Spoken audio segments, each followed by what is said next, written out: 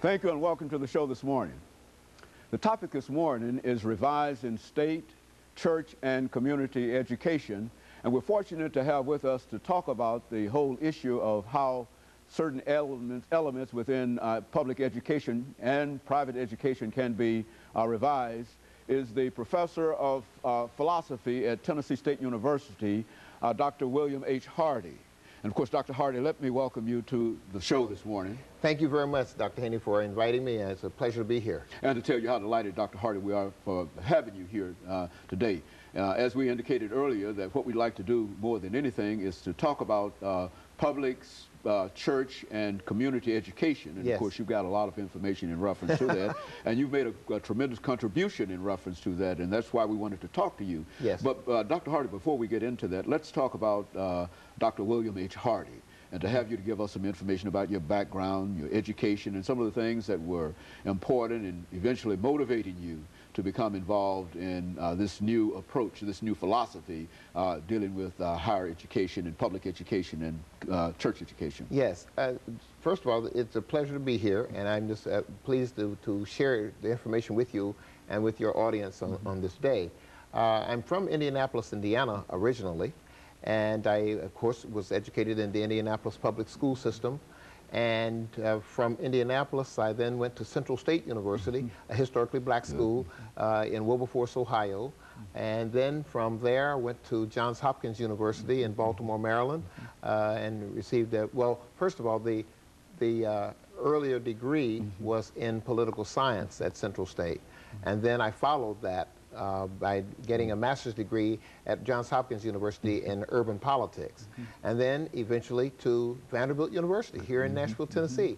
And I had a master's of divinity there, and went on to become ordained in the African Methodist Episcopal Church, and then eventually got my doctorate in theology at Drew University in Madison, New Jersey. And I've been teaching at Tennessee State University now for 14 years, and I'm an associate professor in philosophy and religious studies. You know, I think in a real sense, your career sort of mirrors this search in terms of state, church, community kind of education, and certainly we're delighted to have you here, and we want to get a lot of information in reference to that. But looking at your topic this morning, Dr. Hardy, one of the things that we indicated to our guests, to our audience this morning, was that we wanted to talk about revising church, state, and community education. Right. But before we revise it, let's look at and have you to sort of look at those elements and analyze where we are and where we've been before we move into what you would like to present to us this morning. I think it's probably significant that my education mirrors what we have been talking about, and that is that the Indianapolis public school system was an all-black system and an all-white system when I was a young fella in that elementary, middle, and high school system. And so then, and I did bring with me a couple of examples. We'll talk about that later.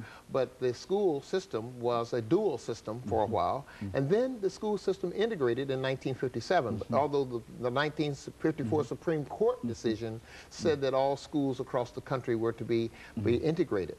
But Indianapolis was a bit slow like many cities and urban programs across the country. Then, of course, integration came. I became an active person in the NAACP in those days. I was part of the NAACP youth program, joined the youth council there, and then eventually went to work for the NAACP in New York City before I, in between those times of getting my education. So I worked for Roy Wilkins, and so I do know something about that system, as you were saying, where we integrated a number of schools across the country. But I worked for the NAACP from 1965 to 1969. Hot times, and in a real certainly, sense. yes, that was part of the movement. Then from 1976 to 1979, I was the executive director of the NAACP in Chicago.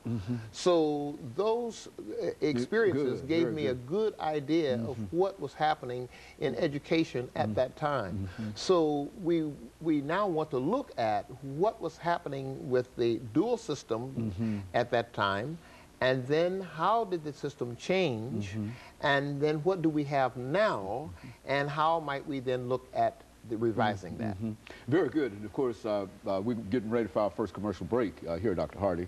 But when we come back, and we've got about 20 seconds before that, but when we come back, we want you to give us that kind of information, and at the same time, as much information as you can possibly bring in dealing with our young people. You know, I certainly will. Direct, I brought with me to my props. There's the white doll and the black doll. And when we come back, I'll be glad to talk about what's going on. Very good. And of course, we'll be back with our audience following this very, very short commercial break.